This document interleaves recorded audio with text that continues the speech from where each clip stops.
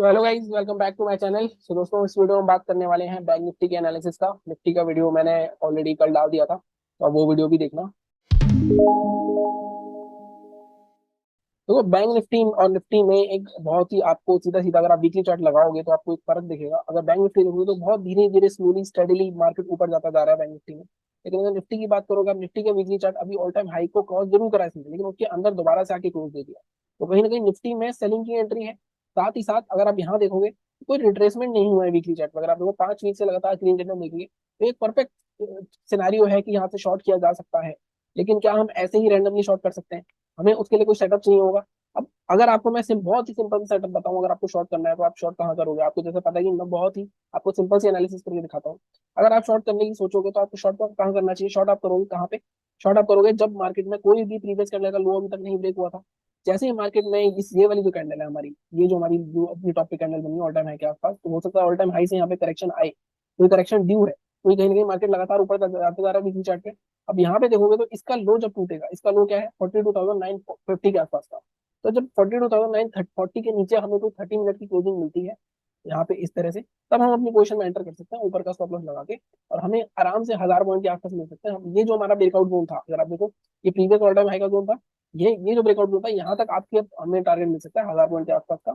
अब ये ट्रेड काफी अच्छा चल सकता है 1 डेढ़ हफ्ते के लिए अभी। ठीक है, तो सेलिंग अगर आपको करनी है तो हम इस तरह से सेल कर सकते हैं। अब मार्केट में ग्लोबल मार्केट की डाउन ही चल रहे हैं। डाउ जोन्स डाउन था 300 पॉइंट, और एसजी निफ्टी भी थोड़ा बहुत डाउन था। लेकिन मार्केट में अब यहाँ से और एक्सपेक्ट करना है कि ऊपर जाएगा और पोजीशन में बने रहना, और जिसको पोजीशन जिसने बाइंग की बना रखी है, तो वो यहाँ पे 42,944 के आसपास निकल सकता है, क्योंकि कहीं ना कहीं ये स्टॉप लॉस होगा उसका। लेकिन अगर मार्केट में किसी ने पोजीशन फ्रेश बनानी है सेलिंग की, तो बना सकता है। अब बाइंग की पोजीशन के लिए थोड़ा सा रिस्की है। बाइंग अगर किसी ने फ्रेश पोजीशन बनानी है तो इसका हाई मैं मार्क तो कर देता हूँ आपको, 43,850 के ऊपर बना सकते हो। लेकिन हाई में इतनी उम्मीद ज्यादा नहीं होगी, तो हाई में अपनी क्वांटिटी आप टू थर्ड या हाफ के आसपास करोगे, तो 43,880 के ऊपर बाय कर सकते हो। अब यहाँ के ऊपर टारगेट नहीं है हमारे पास। ऐसे केस में मैंने आपको बताया कि आप टारगेट अपने लॉजिकल के हिसाब से चलो। आपको 500 पॉइंट तो चाहिए एटलीस्ट बैंक निफ्टी में। तो दूसरा टारगेट आपका क्या होगा? 44,300 के आसपास का, अगर यहाँ पे पोजीशन बनाते हो। और इसके ऊपर टारगेट होगा जो हमारा बेट ऑब्वियस लेवल है, 43,550, 550 या 600 के आसपास का। तो ये आपके दो टारगेट आपको मिल सकते हैं अगर आप बाइंग की पोजीशन बनाते हो। लेकिन अगर आप सेलिंग की पोजीशन बनाते हो तो ज्यादा अच्छा ट्रेड मिल सकता है। सेलिंग में फुल क्वांटिटी में जाओगे क्योंकि कहीं ना कहीं मार्केट में कंटिन्यूस बाइंग मोमेंटम आ रहा है, लेकिन यहाँ पे बायर्स इतने स्ट्रॉन्ग नहीं दिख रहे। तो हो सकता है इस वीक या नेक्स्ट वीक एक हमें बड़ी कैंडल दिखे यहाँ तक की, हो सकता है वो इसी वीक हो जाए। और ऐसा पहले भी हुआ है और इस बार भी होने की काफी उम्मीद है। तो ठीक है, मेरा व्यू अभी भी सेलिंग का ही है। अब बाइंग का भी मेरा इतना नहीं है। जब भी किसी को बाय करना है तो इस 633 के ऊपर बाय कर सकता है, 850 के ऊपर। लेकिन टारगेट उसके यहाँ पे 44,600 तक के रह सकते हैं। लेकिन अगर सेलिंग करनी है तो सेलिंग जैसे ही प्रीवियस कैंडल के लो के नीचे 30 मिनट की क्लोजिंग आती है, तो मतलब सेलर्स की एंट्री हो गई है यहाँ पे। हो सकता है अब मार्केट यहाँ से क्या कर सकता है, मार्केट यहाँ से थोड़ा रिट्रेसमेंट करके भी ऊपर जा सकता है, नीचे भी जा सकता है डायरेक्ट। अगर डायरेक्ट नीचे जाना है तो मार्केट को इसको तोड़ना पड़ेगा। अगर यहाँ पे ऊपर बाय जाना है तो हम एक चीज और सोच सकते हैं। अगर मार्केट यहाँ पे आता है 42,900 के आसपास, कोई बुलिश कैंडल बनाता है 30 मिनट के चार्ट पे, जैसे कोई हैमर बना दी, इंगल्फिंग बना दी, तो यहाँ पे हम बाय भी कर सकते हैं। देन हमारा टारगेट यही रहेगा। ये एक बाइंग स्पॉट भी हो सकता है और एक सेलिंग स्पॉट भी हो सकता है, लेकिन मेरे हिसाब से मेरा व्यू थोड़ा सेलिंग की साइड है, क्योंकि कहीं ना कहीं आगे में एक रोटेशन पेंडिंग है। ठीक है, ये बात होगी हमारी वीकली की। अब एक बार डेली चार्ट पे भी इसको देख लेते हैं, डेली चार्ट पे सिंक कर रहा है नहीं कर रहा। अगर आप डेली चार्ट देखोगे तो मार्केट में आप देखोगे कि मार्केट में मैंने आपको आई थिंक पीछे भी दिखाया है कि मार्केट ऊपर ब्रेकआउट देता है छोटा सा, फिर कंसोलिडेट हो जाता है, फिर छोटा ब्रेकआउट देता है, कंसोलिडेट हो जाता है। तो यहाँ पे भी हमारा ये वाला लेवल बिल्कुल सही है, क्योंकि कहीं ना कहीं ये रेंज ब्रेक होगी मार्केट में, तो इसके नीचे शॉर्ट करेंगे, इससे पहले नहीं करेंगे। और हमारा टारगेट 41,880 तक रह सकता है। ठीक है, अगर हमें बाइंग करनी है तो बाइंग के लिए भी हमारा बिल्कुल हमने हाई के ऊपर ही बाई करने के लिए सोचा है, और बाई के लिए हमारे टारगेट्स भी निकाले हुए हैं, तो इसमें लेवल्स में हमें कोई दिक्कत नहीं है।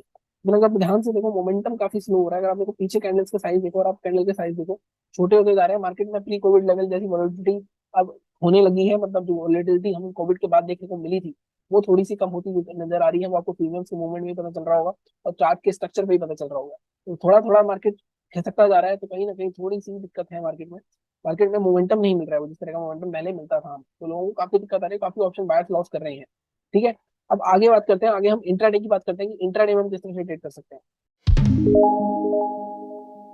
सो गाइस, 15 मिनट का चार्ट लगा लिया मैंने। इंट्राडे में जैसा मैं हमेशा कहता हूँ कि इंट्राडे में आप बैंक निफ्टी में 150 पॉइंट के आसपास ले लो दिन के, उससे ऐसा सेटअप होना चाहिए आपका, तो उसके अलावा आपको कुछ करने की जरूरत नहीं है। अब मार्केट में हमें दिख रहा है कि टॉप पे से एक, अगर आप देखो लास्ट बार यहाँ पे सेलिंग आई थी लेकिन मार्केट फिर से क्रॉस कर गया था इसको टॉप से। लेकिन अगर दोबारा मार्केट में सेलर की एंट्री हुई है तो कहीं ना कहीं मार्केट में एक सेलिंग टाइम जरूर है। अब मार्केट में हमारे लेवल्स इंपॉर्टेंट क्या है इंट्राडे के लिए? इंट्राडे के लिए सबसे पहला लेवल जो मैं मार्क करूंगा वो मार्क करूंगा ये वाला लेवल। ये लेवल इंपॉर्टेंट क्यों है 43,670? अगर आप ध्यान से देखो, मार्केट यहाँ पे ओपन हुआ, कहीं ना कहीं एक बार सपोर्ट लिया, दो बार सपोर्ट लिया, यहाँ पे बार बार सपोर्ट ले रहा था, इसको ब्रेक डाउन करा मार्केट ने, तो बाद नीचे गिरा, इसके ऊपर जाने की कोशिश करी, एंड में नहीं गया। तो अगर हमें पोजीशन बनानी है, कहाँ पोजीशन बनाएंगे? इसके ऊपर कोई क्लोजिंग आनी चाहिए पहले, इसके बाद हम पोजीशन बनाएंगे। टारगेट क्या रहेंगे हमारे? टारगेट अगर इसके ऊपर निकलता है 74 के ऊपर, तो टारगेट, फर्स्ट टारगेट जो हमें ये दिख रहा है 775 का, 100 पॉइंट का। इसके ऊपर निकलता है तो हमारा डे हाई के आसपास का, मतलब 42,000 तक का टारगेट रह सकता है, तो 200 पॉइंट के आसपास आराम से मिल सकते हैं। सेलिंग अगर हमें करनी है तो सेलिंग कहाँ करेंगे? तो अब सेलिंग के लिए देखो, कोई भी हमें स्विंग नहीं दिख रहा अब यहाँ पे। सेलिंग अगर हमें दिख रहा है स्विंग, तो हमें ये वाला स्विंग दिख रहा है सिर्फ सीधा।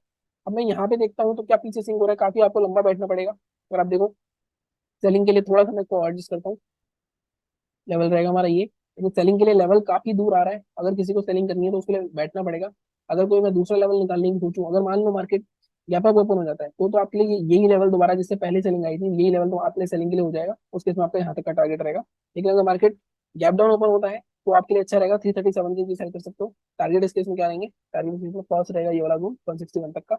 अगर यहाँ पे ऑलमोस्ट 161 तक के टारगेट लगाओ, क्योंकि ये एक दो कंसोलिडेशन जोन है पूरा, तो ये 150-200 पॉइंट आपको यहाँ पे भी मिल सकते हैं, 150 पॉइंट के आसपास। ठीक है। अब प्रॉब्लम ये है कि यहाँ पे अगर मार्केट फ्लैट ओपन हो गया, तो मैं नीचे तक का ये वेट करूंगा क्या सेलिंग के लिए? अब वो करना ही पड़ेगा। इसके अलावा फिर भी कोई एग्रेसिव है तो वो कहाँ ट्रेड कर सकता है, तो मैं उसके एक लेवल बता सकता हूँ। अगर आप ध्यान से देखो तो ये एक जोन दिख रहा है आपको, ये एक जोन, और ये प्रीवियस डे की क्लोजिंग, ये एक जोन मार्केट में मार्क हो सकता है। अगर कोई एग्रेसिव सेल करना चाहता है सेलिंग के लिए, तो उसके लिए मैं एक जोन, एक लेवल मार्क कर देता हूँ, जो हमारा बट ऑब्वियस है। 43,500 के नीचे सेल कर सकते हैं। यहाँ पे भी एक मोमेंटम आ सकता है 330 तक का, ये, लेकिन मैं इसको 5 6 नहीं, आपको पता है मैं 50 पॉइंट नीचे करता हूँ, तो 4 यहाँ पे ले जाते हैं, 466 के आसपास। तो यहाँ कहीं सेल करेंगे। अगर आप यहाँ पे देखो, ये एक सपोर्ट है, ब्रेकआउट हुआ, ये ब्रेकआउट हुआ, तो यहाँ पे 337 तक का एक टारगेट मिल सकता है। तो इससे ज्यादा नीचे का लेवल मैं आपको नहीं दिखता सेलिंग के लिए। ठीक है। तो इस तरह से आपको एनालिसिस करनी होती है। अगर मार्केट बड़ा गैप डाउन हो जाए, बड़ा गैप अप हो जाए, उस बारे में बात करने से कोई फायदा है नहीं आपको। जिस तरह के ग्लोबल मार्केट हमें दिखा रहे हैं कुछ और कर रहे हैं कुछ, तो कहीं ना कहीं आपको अपने चार्ट के ऊपर बिलीव करना पड़ेगा। तो बहुत ही सिंपल सी एनालिसिस रखी है मैंने। बाइंग के लेवल है, सेलिंग के लेवल है। अगर बड़ा गैप अप हो जाता है मार्केट, फिर भी अगर मान लो हमारे एक्सपेक्टेशन के खिलाफ, यहाँ पे अगर मार्केट 800 के नीचे ही ओपन होता है, तो मार्केट में फिर से सेलर्स की एंट्री हो सकती है। यहाँ पे आप इमीडिएटली, आप यहाँ पे अगर आपको नेगेटिव पैटर्न मिले, तो आप सेल कर सकते हो। ठीक है। तो ये थी हमारी आज की एनालिसिस। बाकी निफ्टी का वीडियो मैंने कल ऑलरेडी डाल दिया था। टेलीग्राम चैनल भी ज्वाइन कर सकते हो आप, वहाँ से मैं अपडेट देना शुरू कर दूंगा अभी धीरे धीरे।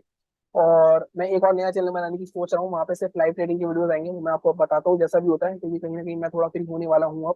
बाकी चैनल को इसी तरह सपोर्ट करते रहो, सब्सक्राइब करो, लाइक करो। Thank you so much.